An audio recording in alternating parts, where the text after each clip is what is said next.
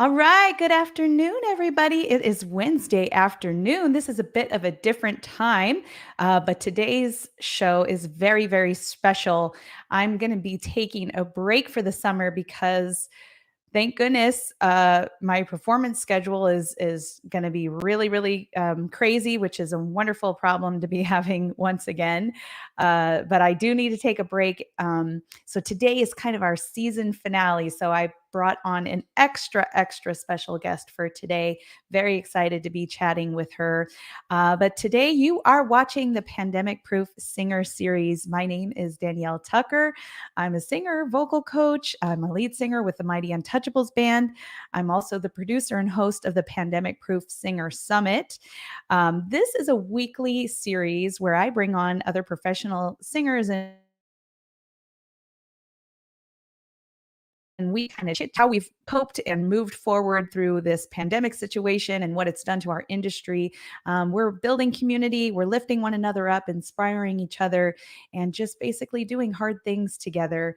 And my guest today is really wonderful. She was a recent speaker for the Pandemic Proof Singer Summit.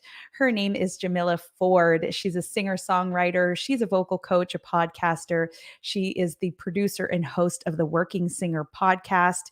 She's had a 20-year career as a singer-songwriter and background singer for artists like Melody Gardot, Seal, and she is a private vocal coach for teens and adults. She has had a really incredible career, and we'll talk to her all about it. But let me bring her on right now. Jamila. Hi. How are you? Great. How are you doing? So happy to be here.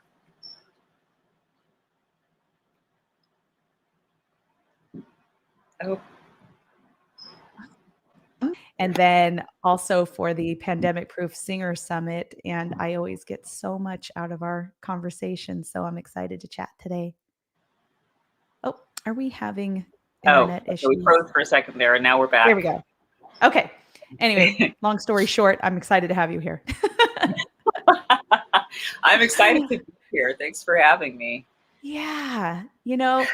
I was leading up to this. So we've been on this 2-week break, and then this will be the final chat of this season until I come back in September. So leading up to this, I was thinking a lot about how crazy it is that when I started this series, we were in such a radically different space. None of us really knew what was going on, what the future would hold, how long that situation was going to pan out. I'm kind of glad we didn't know how long it was going to be, honestly. But now, fast forward to today, you and I are both in California. Things are opening up fast and furious.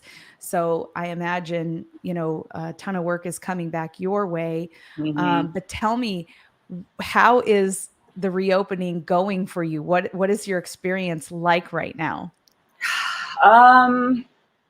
It's been crazy. I didn't really think about going from, being at home all the time to having to leave the house all the time. Mm-hmm. So that's kind of different. I've also,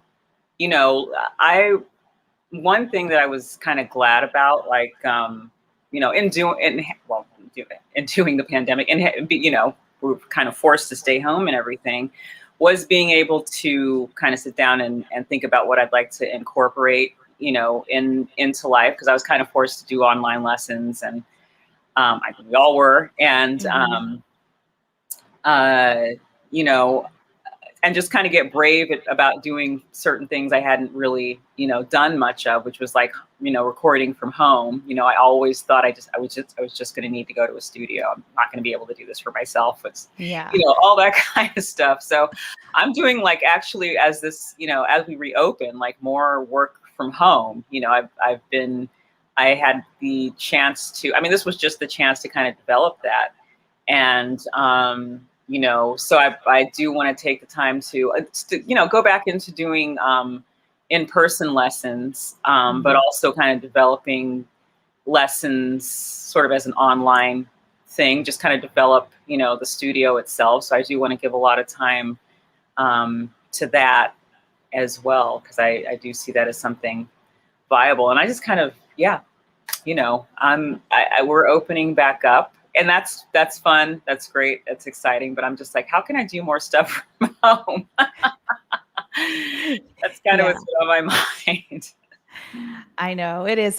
It really, I think the silver lining, I agree with you during all that time was that we really did kind of get to give attention to all of those other creative ideas that we've had and hadn't really had the opportunity to build them up or see them through. So it is Yeah, fun kind of, fast forwarding today and having all of these new channels of opportunities to work on. And yeah. I definitely enjoy, the online space, but I'm excited to also be back out there performing live. Are you getting a lot of live opportunities right now? Yeah, stuff that was things that were going on prior are kind of picking back up. Uh, bands that I've been working with regularly, they're getting even more opportunities because people are just excited, to be there, have that in-person experience. So that's been really wonderful. And I think I did my first kind of live show. I think it was April. I want to say April or so. And it was just like, I mean, the audience was just so excited. And that was really fantastic. I mean, to be honest, gigs were getting a bit stale prior to the pandemic. I'm not gonna lie. I mean, Yeah. it was just kind of like we were doing the same gigs, we're singing the same songs, and everybody knew what they were gonna hear. We all knew what we were gonna do, and I feel like it was kind of, though we were really chomping at the bit to be playing. Um, it was kind of nice to have that break so you can come back and not only appreciate, have the audience appreciate you in a new way, but just kind of appreciate the experience itself, because it was, I saw myself kind of losing kind of gratitude maybe for, just being there and kind of having that audience and being able to share something fun and exciting with them. And, oh, we all know this song, instead of it being like, oh my God, we know this song, we're gonna do this song again. Oh my God, Yeah. whole thing. Because it's, I mean, music is a joyous experience. It's a fun thing. It is a fun thing. And when you're doing it and you're doing it, as for a living or whatever, it is very easy to lose sight of that, that it is about, the music and connecting with people and having fun with them. So, yeah, what are you kind of finding? Because I know that you're busy with all your groups and Yeah. Yeah, no, I'm kind of on the same sheet as you where I agree, that things had I've always enjoyed singing live and doing live performance, but it does when you're in the routine of it, it does kind of begin to become the performances are more like transactional, you like yes, you show up, you know what you're going to deliver, you kind of know what to expect back from your audience, and it's just punching in your card and then punching out. And I didn't even really realize that that's the mode that I had gotten into mm, until having to take this break.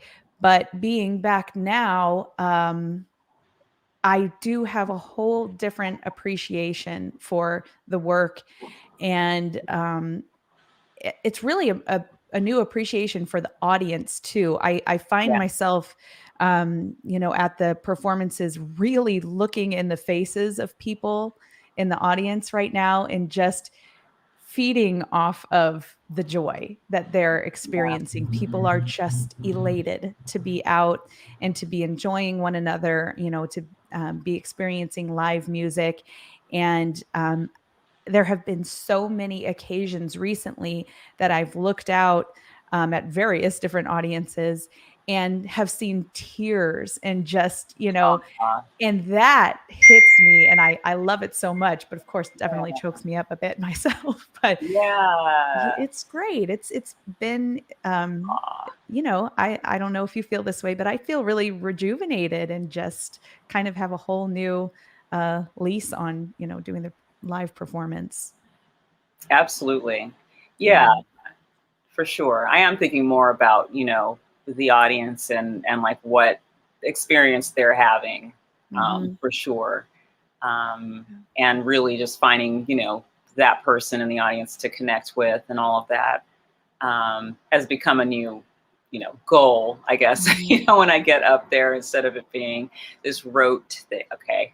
So I think that's kind of in one of the small, sort of blessings that's come out of this. Hmm.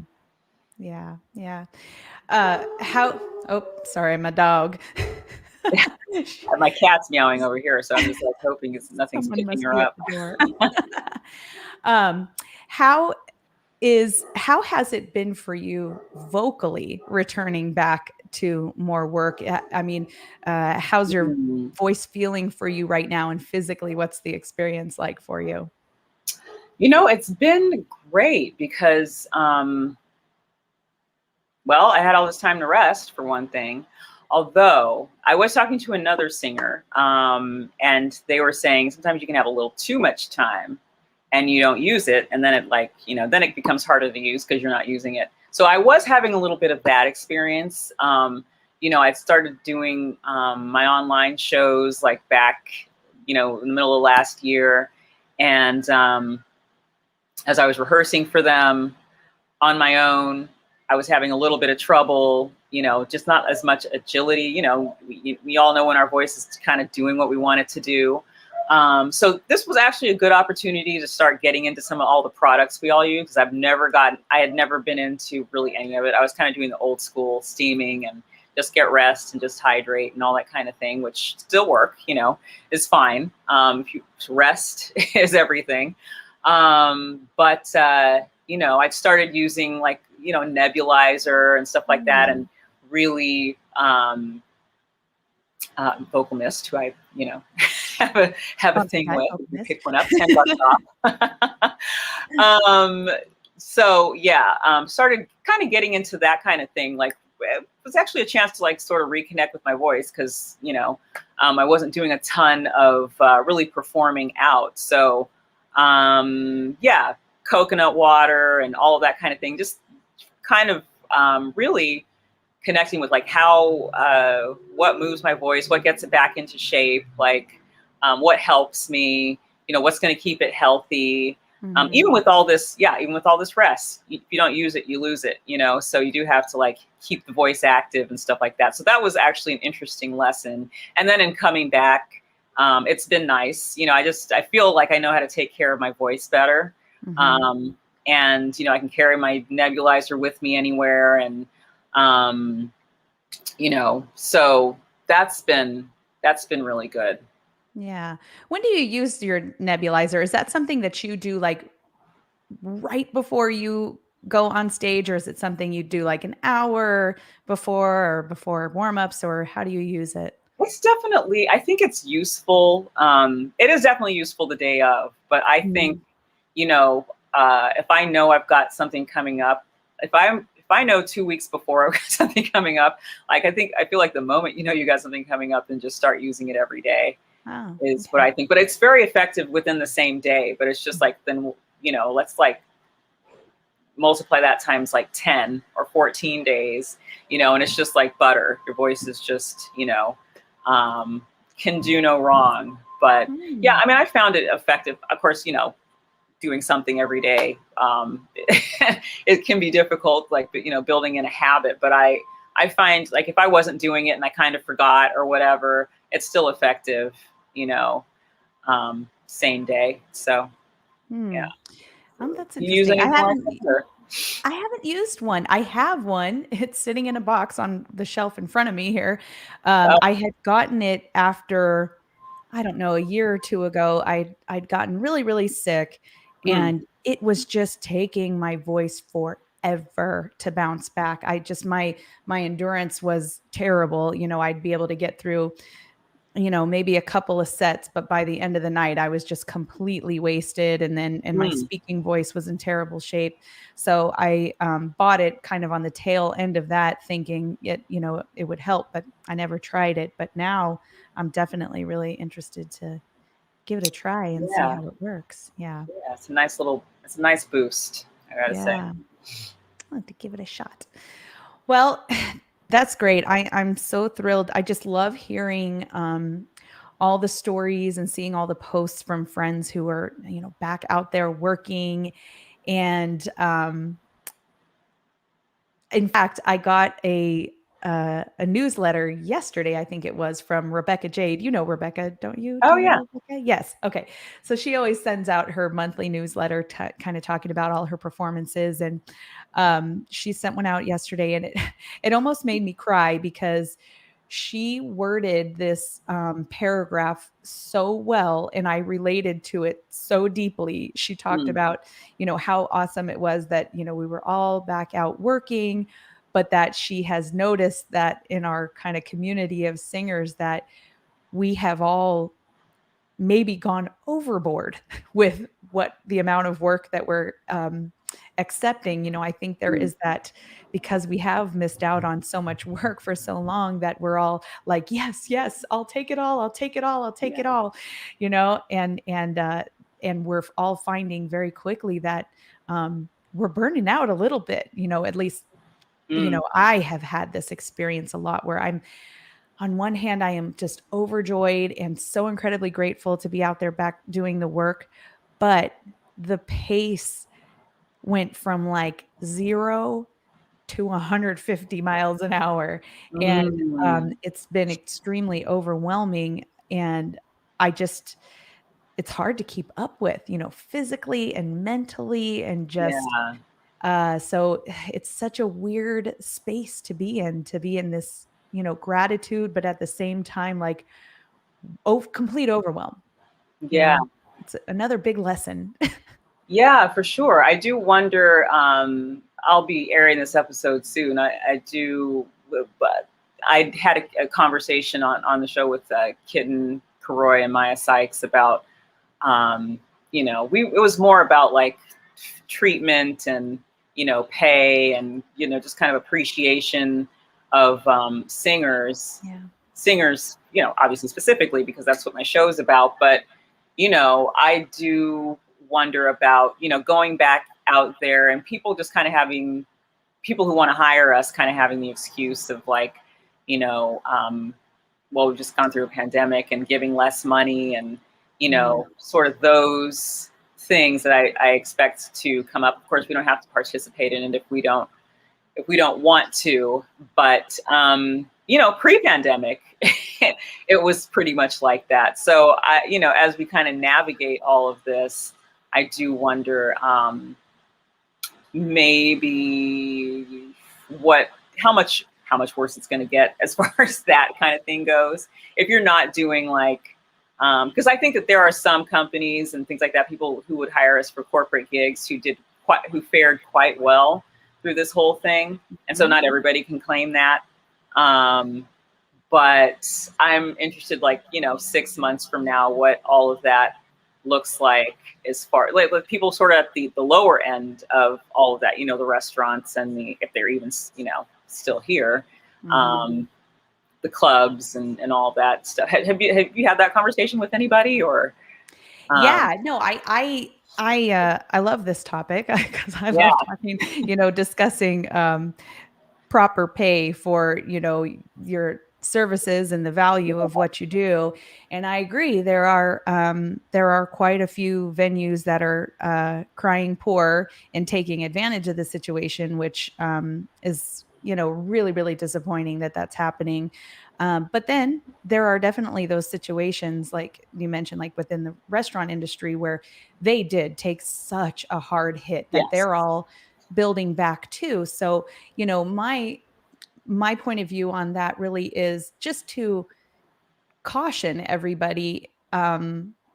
and think through the opportunity, and is it really worth it, your time and effort? Because I guess, for example, like in a restaurant situation, if the owner or booker really is having budget issues, and you have to accept gigs at a lower rate than you're accustomed to or that you generally would charge for, I would say work something out with them so that that is um, maybe repaid in the future somehow. I wouldn't just take what's being given to you without any question at all. But you could tell them something like, yeah, I'd be happy to do this right now at this rate. It's not, normally what I would accept as a rate, but could you guarantee me X amount of gigs from now until however long? Or could we agree Mhm. that as long as things keep trending in a positive direction, that I can expect to get this amount of gigs, and that at this time period will increase my rate to this? Because Yeah, I just don't want anyone to go backwards. We as musicians, absolutely. we fight so hard, to get what we deserve and what we're valued at. And you've got to protect yourself and really be mindful Absolutely. of that. Yeah, I like that idea of, renegotiating, because I think some of us are afraid to do that, and, Yeah. scared to ask, and um, scared we'll lose. But if we do ask, but I think it's fair. We lost as well, Hmm. gained some other things, but I think it's certainly fair to go in negotiating, for yourself. Who else is going to do it? And Nobody. and having that, I think being very clear from the beginning, okay, I'll do this now. And I think it also depends on like your relationship, with them.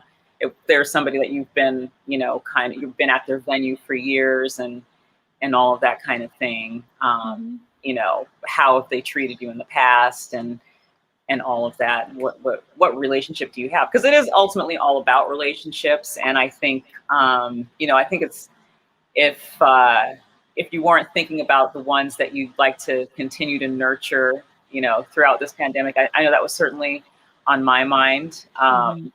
Then this is definitely a time to think about, what's fair for me, what was really going on prior to all of this, and come with that sort of clarity, and not in desperation, as if this is the last, gig on earth, or or something, Yeah. but having that clarity for sure, I think is important. I like Yeah. that. Yeah. I know it's important, as singers, that we don't sink deep into that scarcity mentality and fear, that Right. if we set a standard or a standard rate, for what it is, that we charge, that we're afraid we're not going to get gigs or nobody's ever going to call us again, because that just really just isn't the truth. Once in a while, you're not going to get them all if you stand your ground on those things. But I think if anyone out there is struggling in this area, just humor me and try it, because I think you'll be very surprised that when you stand your ground with your pricing, Mm, come at it like you said, it's all about relationships and really nurturing that relationship, but you know, helping your talent buyer or whoever is booking you to understand what it is you're bringing to the table for them, so that there is always this mutual exchange, and that they know that you've got their back, and then you in yeah. turn know that they've got yours. And so I think it just becomes too much of a defensive positioning that we get into. We feel like we kind of go in there with a little bit of a, like, I don't know, feeling like we're going to be taken advantage of. And so we Right. we we defend more than playing, offensively. Mm, So I think it, absolutely. might Yeah. help take that Oh, approach sorry. a little bit. Yeah. No, I was also thinking, yes, I had taken, Felice's negotiating for singers Ah, course okay. a couple of years ago, and I really, that opened my eyes up about a lot, because that was kind of the posture, I I just came like a fearful little animal, Yeah. in some of these situations. And, she really like opened my eyes up to the fact that, you can be creative in this situation. You can be, and I think a lot of this is just like past stuff. You just carry your past stuff with you, and then you kind of, there's your filter or Yeah. whatever for, all these present situations. So you're not even like, first of all, like dealing with what's actually happening, or you're not really like seeing the situation for what it is. So, that was one thing that was illuminated for me. But just that, this can be a creative situation. It doesn't necessarily always, of course, it's gonna be about the money, but there may be other things that you can ask for, Mhm. depending on like who you're working with, and all of that kind of thing. But it's just that it's an opportunity to be creative and to maybe even expand beyond what it is, you're initially talking about, like build that relationship and come from like come from that place. I want to build something with you, Yeah. instead of, what are you trying to get from me? What do you have for, like, what is anybody really, going to take from you in that Mhm. situation anyway? But yeah, so that's, over these years, I've had to like kind of transform my thinking about negotiating, Mhm. basically. Yeah. I love that. I wholeheartedly agree with you too. And I think another positive, to operating like that as well is that you're helping the rest of the community as well. Mm, You're helping all of your fellow singers and musicians because they're going to have to face this person as well, or the person hiring. And the more we all hold higher standards, the better it is going to be for all of us. yeah. I think it's definitely time.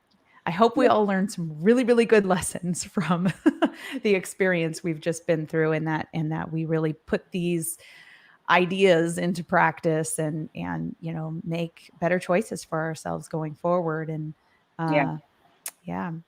Absolutely. Well, it certainly is important that we just keep having conversations like this, so it just kind of becomes a part of the culture, of Mhm. being a singer,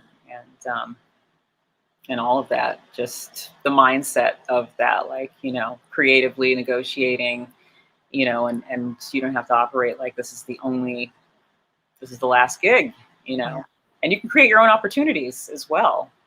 Because I Yeah. think online platforms have kind of built their way in. I mean, we're doing stuff locally, but there's still people across the country and across the world that, want to hear us sing as artists and things like that.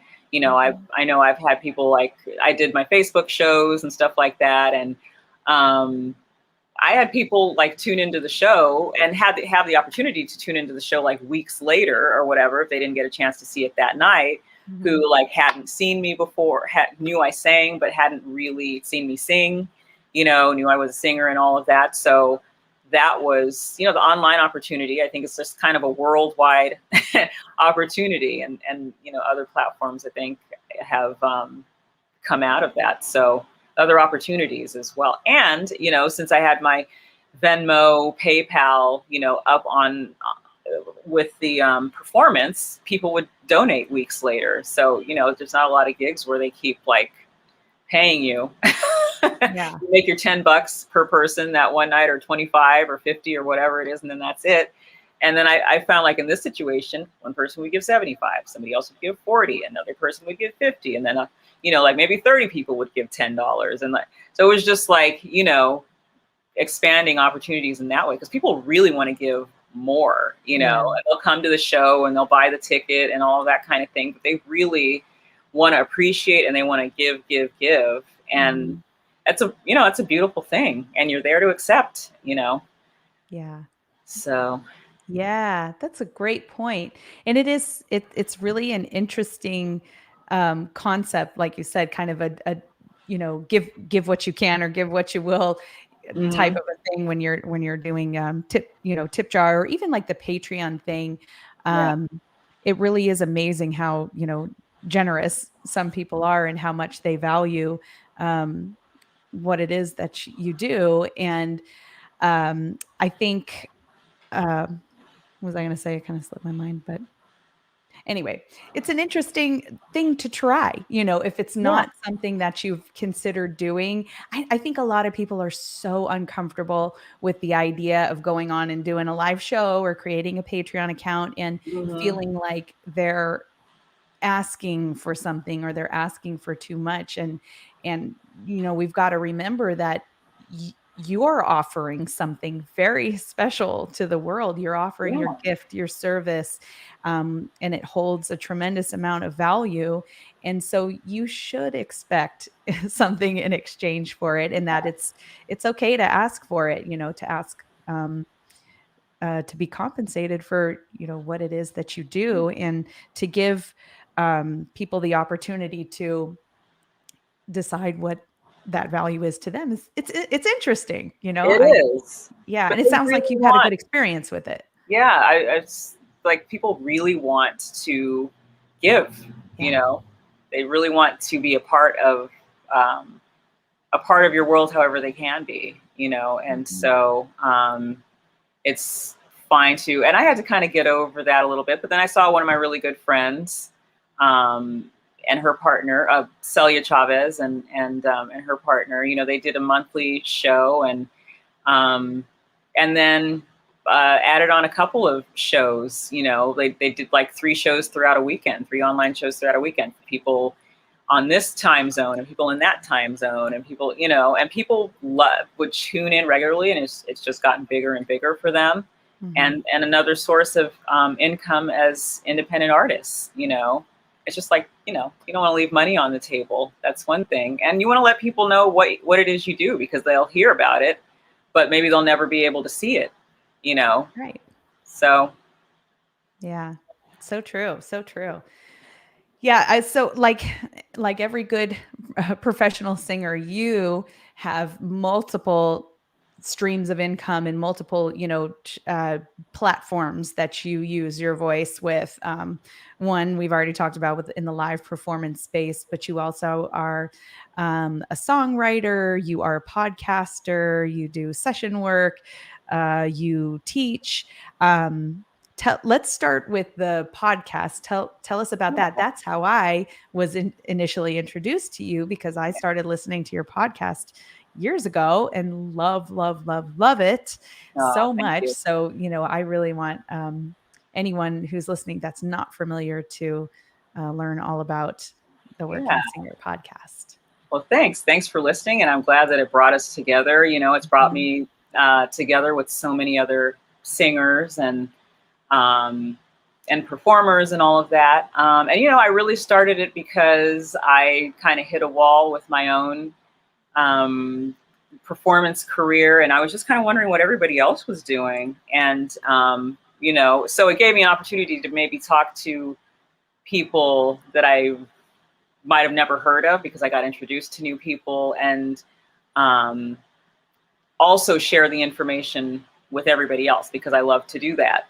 And so it's been really illuminating. It's been very eye-opening. But if one hasn't watched the show, it's basically I interview professional full-time singers, Mhm. um, and find out just kind of how they're doing what they're doing, and how they've navigated the world of singing and teaching and session work, and everything else that we do, songwriting. Actually, I haven't talked to a ton of songwriters, which I need to do, but um, so it's certainly opened my eyes up to teaching, and that's kind of how I started dipping my toe in, and just kind of expanding in that area. I'm really enjoying teaching, actually. But yeah, with the show, I think that we're also starting to have. I'm going to be airing some more conversations, like the ones that we're having about money and things Mhm. like that. That's certainly been on the brain, especially since lots of us, lost money last year and all Yes. of that. But I think had the opportunity to kind of change our relationship to how we're making our money and all of that, and kind of bringing some confidence to it, kind of bringing intention to making how you make your money. Mhm. So we'll be having that conversation, and kind of how, you know, singing and treatment and your sex and your race and all of that factors into being a singer. You know, that'll be coming up. I had that conversation with Kitten Karoy and Maya Sykes. They had lots to say about that. So that'll be coming up soon. Wendy Parr, I just interviewed, who is marvelous. Yes. Marvelous. Oh, you know of her? Yeah, she was the speaker for the summit. So Oh, great. yeah, I think, yeah, okay, cool. she's incredible. Love her, love her. Yeah, we had a really great conversation. Latoya Cooper will be airing soon, and we had a conversation basically about sexual harassment and, you Mm, know, in music. And, you know, so that was, yeah, I mean, that's a complicated conversation. It really doesn't have, it doesn't need to be, but for some reason, you know, it's, it, it, it, it is. Well, you know, I don't know if it doesn't have to be, but mhm. so just kind of more of those conversations, kind of like getting into like the nitty gritty of like, you know, singing, but also kind of being a woman in music and all of that. And it certainly doesn't have to be any kind of hindrance. And it's not for many of us as far as like how we want to proceed or whatever and how we want to do things. But it certainly, you know, does factor in to how you get treated at times. So we have those conversations, and I think it's important to have and put out there and continue to have. There's so many different perspectives. You know, I want to have more conversations about singing, sexual harassment, being a woman, race, in the music world, in the singing world, and I find all of that really fascinating. It's very important to think about and be aware of. You know, have Yeah. awareness around. So Yes. Yeah. I can't tell you how grateful I am for your show and the work that you do, because it is, I know that this isn't the situation for everybody, but I think it is somewhat typical that as a female vocalist, uh, we're in an industry that feels very male dominated a lot of the time. So, many of us find ourselves in situations where, if we're in a band, it's all men. I'm in that situation. I'm in a band of 7 and I'm the only female.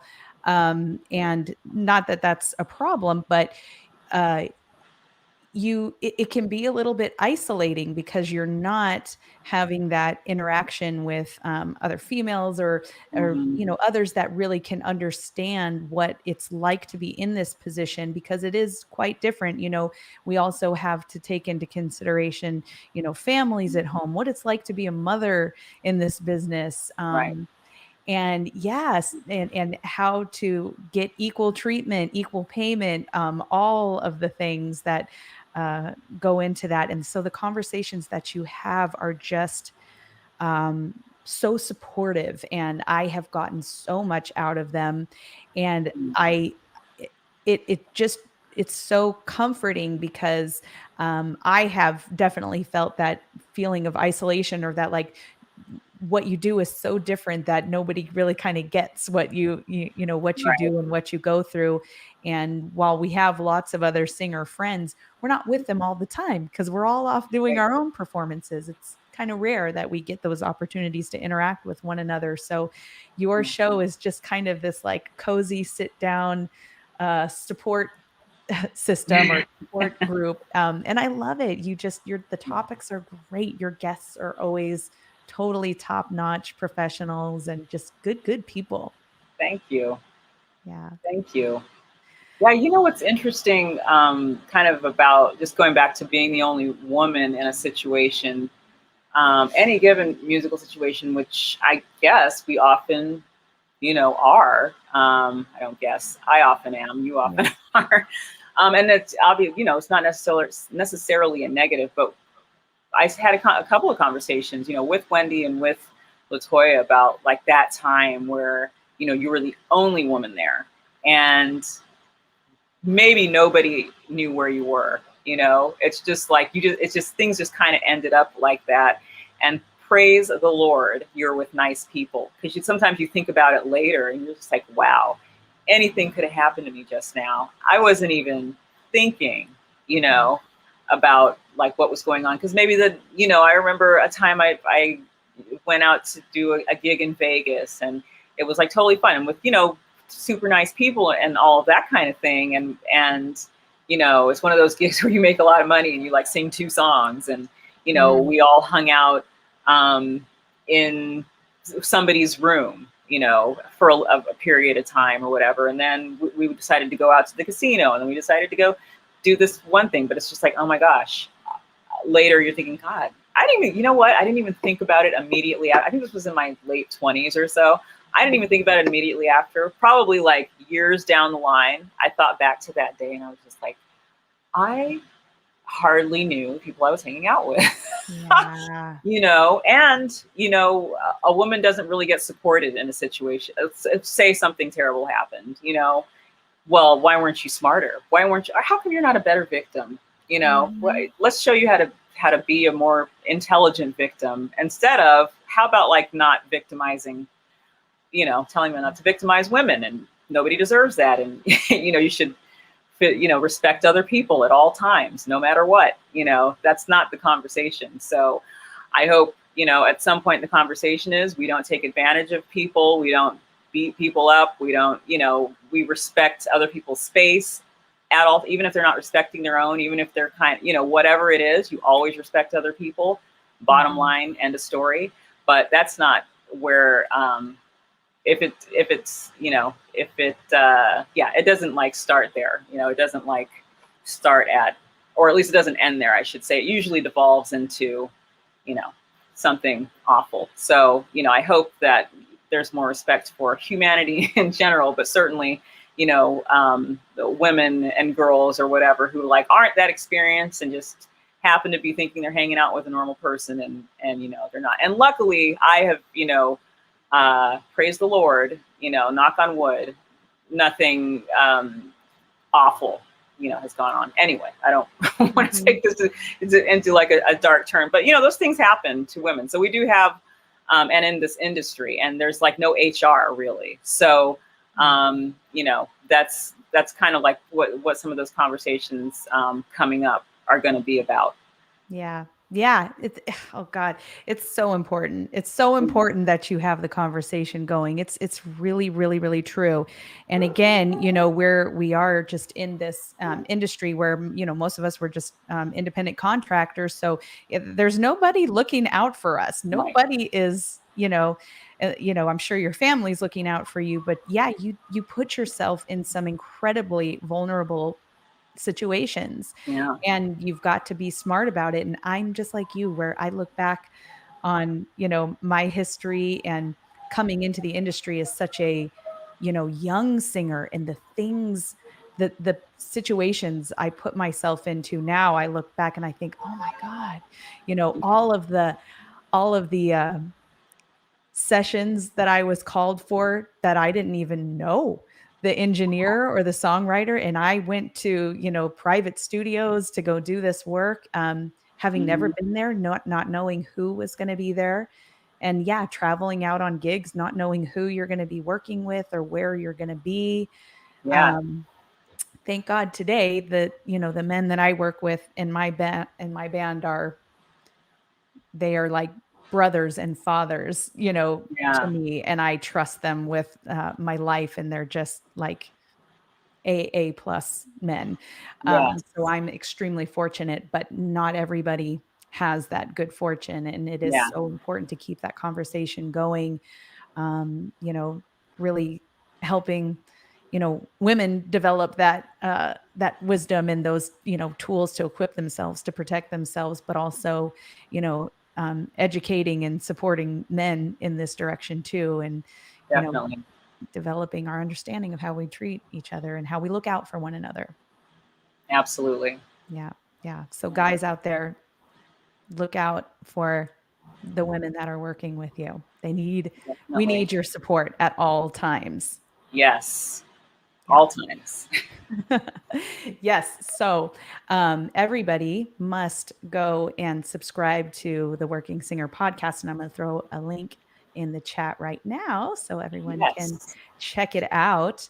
But Let's talk more about your voice studio, because that's something you've really Yes. been building throughout the pandemic. What kind of singers are you working with? Who do you like to work with, and what are some of your, favorite technical things to work on?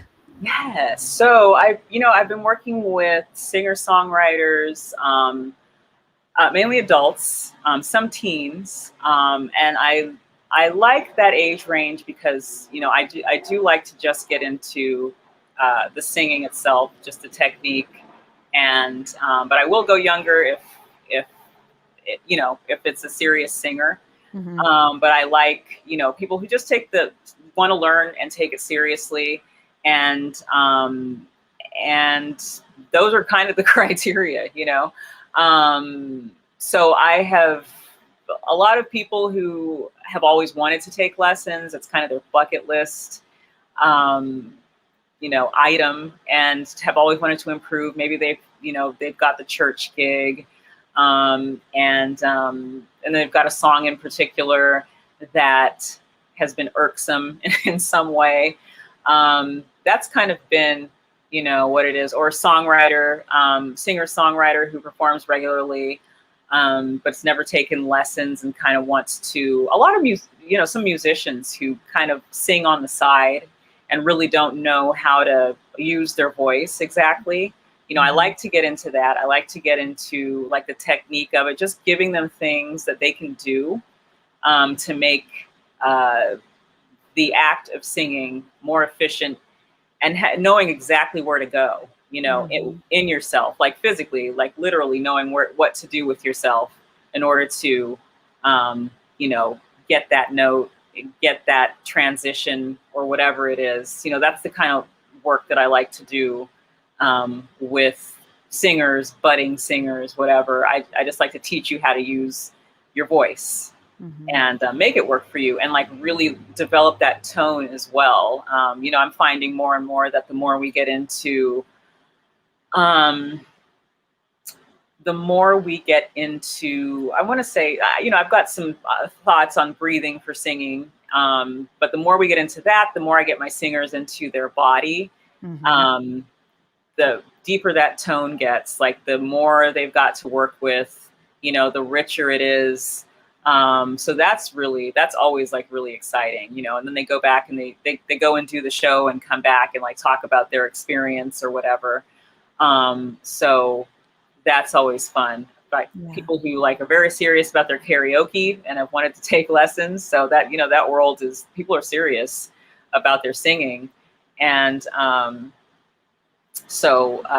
have a student actually who's very serious about her karaoke, and we work on the song, and she goes and she performs it, and then we come back and talk about like what her experience was, with that. And another student that I do a lot of ear training with, and that's been like an interesting lesson for me because I haven't, I've always sung, and so I feel like I've always had ear training, basically. Hmm.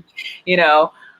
So it's been interesting to navigate that with somebody, trying to warm them up, and while it's kind of difficult for them to hear everything, so kind of doing things like scoops and sirens and swoops so we can get vowels into the voice and get all the resonance happening that you might otherwise get being able to like do a scale and get every single note. So I've kind of had to navigate that with, somebody who needs lots of ear training. And then we just kind of do, just fun stuff to like train their ear.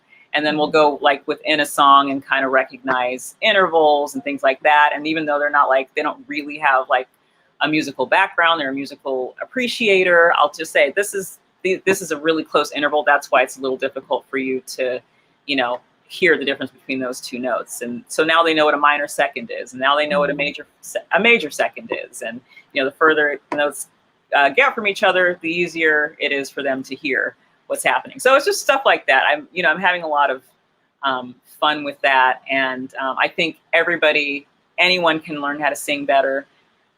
Anybody can improve it. Anybody can become more efficient. Anybody can figure out where to go, and how to navigate a song. So, and do that for themselves. And, then I can send you on your way, and maybe one day you won't need me, but That's always the like goal, right? a little bird. That's definitely the goal. I love your approach, and I love how you mentioned doing the body work, getting into your body, because I think that singers that are just getting into it often don't realize that in vocal training, the body work is going to be the bulk load of what it Yep. is developing that hyper awareness of everything that happens in your body, getting into your body and letting it be the vehicle that powers everything, and that developing a sense for everything that fuels and Yeah. makes the engine move, right? It's Yeah. so important. And I had an experience the other day. I had a new client come, and we did an in-person session, and she was uh new to singing in the aspect that she was a little bit older, and had never, she'd done a little karaoke here and there, but never any vocal training or performance experience of any sort. And so about halfway into the lesson, we jumped into a project song. So she this would be the first time she was singing like a full length song for me. and Mm. and I, of course, knew that she was nervous. Everybody that walks through this door is nervous for the Yeah. first time, and I'm very sensitive towards that. And I just told her, just sing, have fun with it, try not to put too much pressure on yourself. And I promise you that I am not judging you, and just do whatever you're comfortable with. If you want to stop at any point, that's fine. And away she went, and she started singing, and she sounded wonderful, and was doing great. And then a minute or two into the song, she burst into tears and just was, I mean, like a hard cry. Oh, And she just was like almost just so apologetic. And I had her sit down, and I just said, take a breath. And I told her, I said, honestly, number one, there's no reason to apologize at all, of course. mm, But this is so great, because what you don't realize right now is that you're you're having this emotion because you were in touch with your body. You were coming from your body, expressing. And that often is something that is really hard to teach someone to do. And so she already has that inside of her. She's mm. already using that to power the music. And I think it just kind of caught her by surprise. Uh, So I'm glad that she had that experience the first time being in here. yeah. Singing is so emotional Mhm. for people, and I have heard it said that I think it was Rena Gupta said it on the show. She mentioned that if somebody's having a vocal problem, it most likely has to do with some kind of emotional thing that's going on in their Mm. life, and it's most like, I don't know what most likely, but it's probably not nodes or whatever. It's probably not a physical problem. It's probably an emotional, mental thing that's going on, and so it's just so connected, and you Yeah. can't disconnect that.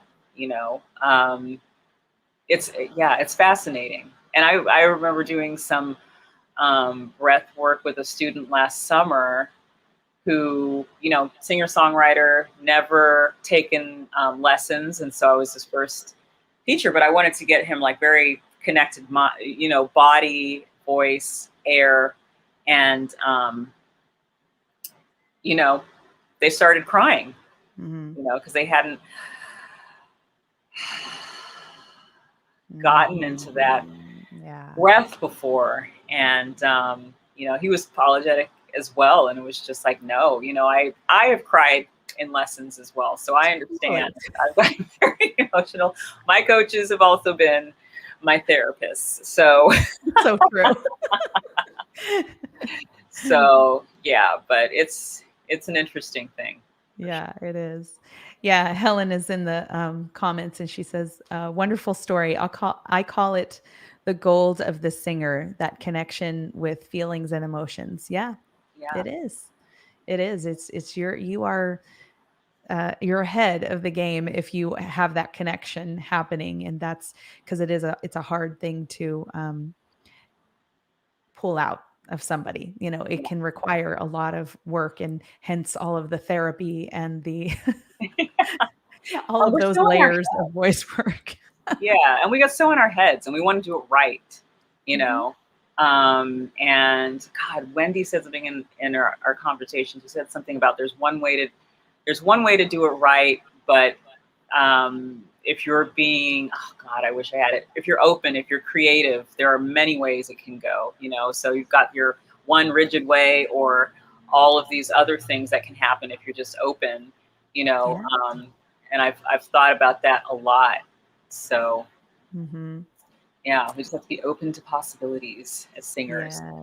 Yes. Yes. Well, I how could singers work with you if they wanted to connect with you about voice work? Come and visit me at Jamila Ford voicestudio.com. That's JamilafORD, voicestudio.com, and set up a consultation, a 20-minute consultation, and we can talk about, you know, some plans for your voice, what you'd like to do. So, yeah. Great. Yeah, so you're still offering online, plus if they're in the LA area, are you also doing in person now? Yeah, I'm doing it in person as well. I would love to work with some people in person. I haven't done that in like a year. Mhm. I know. So yeah, it's interesting. I'm, you know, getting students, yeah, who just want to work online, but I would love to work in person. So Yeah. You know what's been so funny going back to in-person lessons is that I'm so used to doing call and response exercises, like playing since we have the latency between us, it's always like, okay, I go, then you go, I go, then you go. And so now when someone's here in person, I find myself doing that, not realizing, oh, wait, we can do this together. right. Yeah, it's good. It's another one of those, you know, byproducts, I guess. And then Yeah.